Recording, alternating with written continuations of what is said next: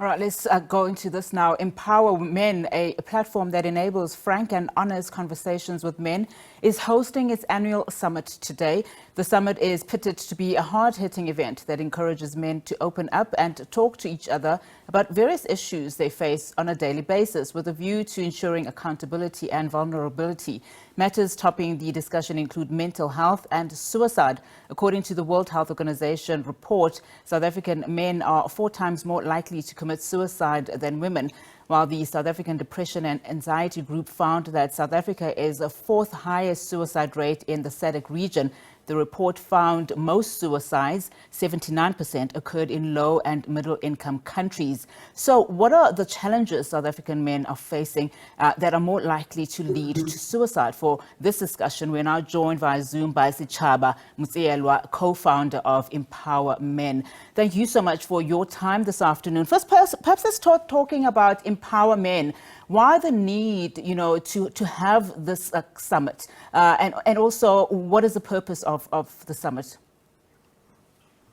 So thank you very much. Empowerment is a platform that seeks to give men a voice so that they can be positive contributors to redefining masculinity in the 21st century, against the backdrop that you have given of the kind of society we have where there is high levels of violence, particularly against women and children. So talk to us about, just some of the things that you wish to address during this summit. I mean, we spoke during the introduction about just the staggering numbers that face men when it comes to mental health issues, particularly suicide. Men being 4 times more likely to commit suicide in South Africa than women. So from a summit perspective, what we have been discussing throughout the day is beginning to explore some of the root cause. What is it in the man's life that has left them with scars that then makes them misfit in society, in the sense that they don't see the type of damage that they are doing to society? Issues of how people were raised and how society puts the burden on a man to be strong, to never cry, this denying a lot of the times men the spectrum to fully express their emotion. Talking about the material expectations that are placed on men, and when those don't manifest, what type of pressures they find themselves. And asking men to seek help where they find themselves in a tight spot when there isn't any other option but to say, I need help, making it easy for them. And a lot of the men that have been speaking have shown vulnerability and opened up about what they had to go through to be able to get help. I mean, one of the things that, a lot of people talk about is that we are living in a society that does favor men, and so it becomes very difficult then to start talking about these stereotypes that have been placed by society, but that are real. How do you then address a toxic masculinity within not only your summit, but also your as a platform, particularly taking into cognizance, accountability that men have while allowing themselves to be vulnerable? It was discussed quite extensively to say the expressing of masculinity needs to be within a range that is acceptable to society. And the labels that we then attach to it can sometimes force us to only talk about the one aspect of masculinity, which is on the negative side, to allow men to say that narrative should not just be the only slice of what it is to be men that gives airtime. Is to say, for the men that are expressing all the other positive aspects of masculinity, they need to come to the fore and show those benefits of masculinity that for quite some time now we have neglected, and hence the voices of men that want to speak to the ones that are doing the wrong things to say, you do not represent us. We do not want society to continue to label our generation as toxic, because we are only now focusing attention on what the negative men are doing. So it is about opening the spectrum, but making sure that men are accountable and they do understand that through their pain, now they are hurting society, particularly women and children.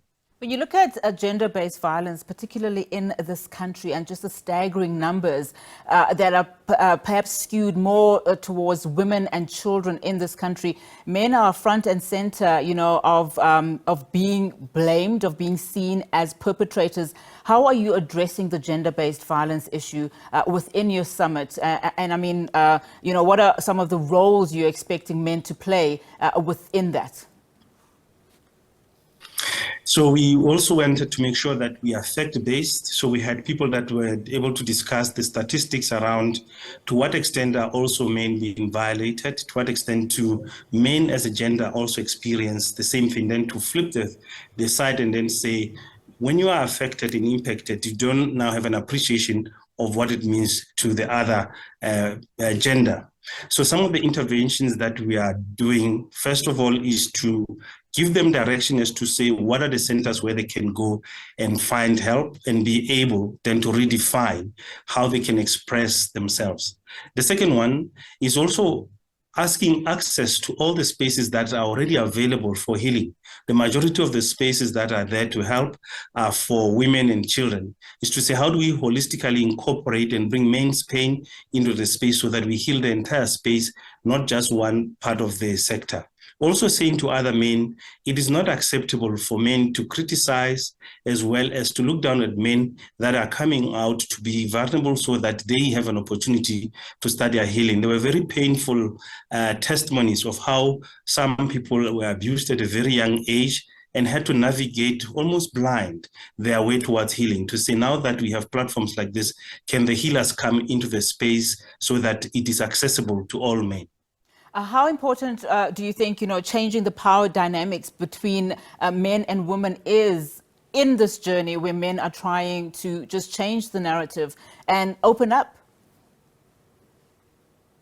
I think the power dynamic is quite important, that power is shared.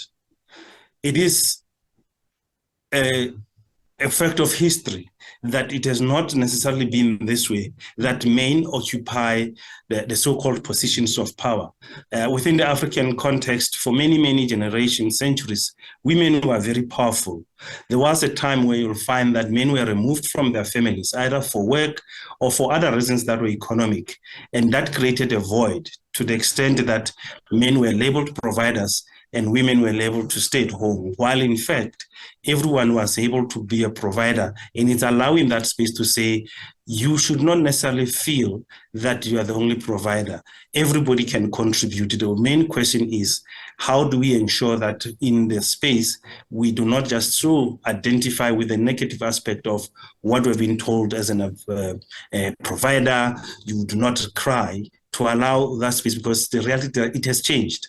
You've got women in very powerful positions of power in the workplace, and they are providing as well as men within the family setup. To then for men to have an appreciation that today's context in the 21st century allows men to express themselves differently. Sechaba, thank you so much for your time this afternoon. Really do appreciate you coming through. Sechaba Musielwa, co-founder of Empower Men. Of course, that summit is currently ongoing.